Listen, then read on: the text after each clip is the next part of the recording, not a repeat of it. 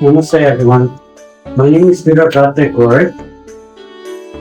It started with me having a lot of interest in Indian art from a young age through mostly books and videos that I used to watch at home in the US. And when I was about 15, I landed in India for the first time. It wasn't until I actually went to India and I saw Indian temples up close and personal, sculptures made in different materials, stone, metal, terracotta, whatever the material was. That's where I realized that this is something I would really like to learn. So when I was traveling around South India, I landed in Mahabalipuram. I didn't know much about Mahabalipuram except that it's a beach town. But when you walk through the town of Mahabalipuram, you're surrounded by classical art. There are stone sculptors lined up along the road, carving, mortars and, pillars and all kinds of things. And I think as soon as I saw that style of art, that's when I was convinced that this is a style of art that I'd like to learn.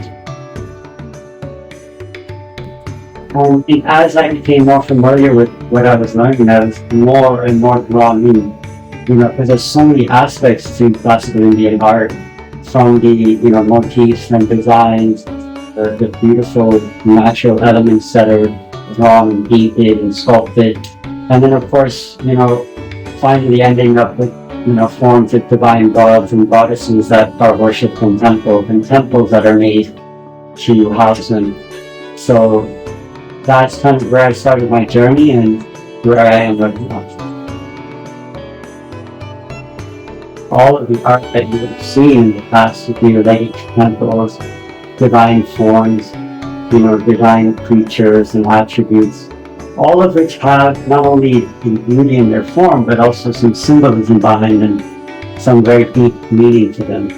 So that really resonated with me. That was something that I really felt connected to. I feel like art is something like a reflection of the divine. So it just makes perfect sense that those two fuse together into a perfect form of art.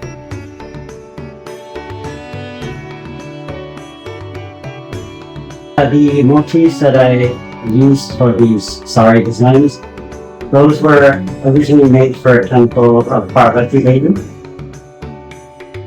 It's a form of Parvati Devi where she was in meditation.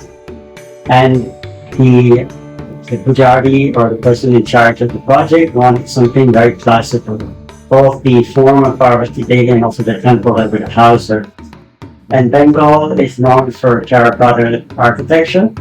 The very classical forms of architecture were usually made by structural terracotta. So we were inspired by that material to be used on the temple. But since there's nobody there who can actually make structural terracotta, architecture, we decided to clad the whole temple with terracotta tiles. So each of the tiles were custom designed and then made into clay sculptures and then reproduced with molds. And then they were fired in kiln. So some of the designs that you see in the sari are inspired by that process.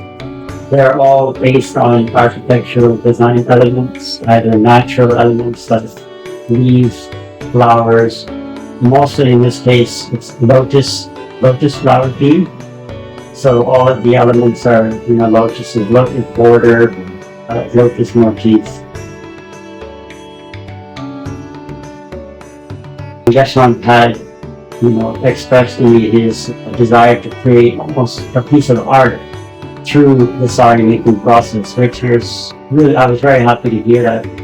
I always had kind of in the back of my mind, I always thought it would be very interesting to see how classical temple architectural design would tie into, the weaving process, saris or whatever clothing. And I showed him whatever artworks that I already have. And then we decided to create something with the existing designs. And I think what, the quality of the finishing and the outcome is very, very beautiful. I'm so happy to see it. In classical art, heavy temple art and architecture, each of these symbols, they have meanings behind them. Even something as simple as a lotus. Why is the lotus so popular in Indian art, in architecture, in even, textiles? Because it has such of course it looks so beautiful, and it's a very flexible motif that can be turned into so many multiple designs. But also the meaning for lotus is very beautiful. It can symbolize purity, it can symbolize even something like devotion or spirituality, if you want to go into more that spiritual context. So you're not just wearing a lotus, you're wearing a message, you're wearing the symbolism, and a piece of art actually, something that's been handmade.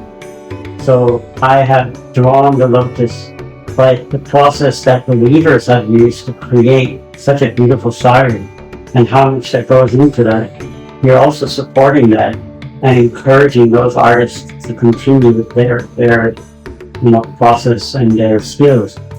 You can see now a lot of next generation artisans are losing interest, or they're not being encouraged to continue their art form.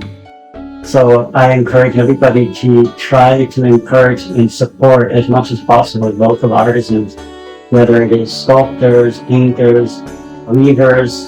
All these people are what makes India and Indian art so beautiful. I'm looking forward to seeing its launch, and how other people,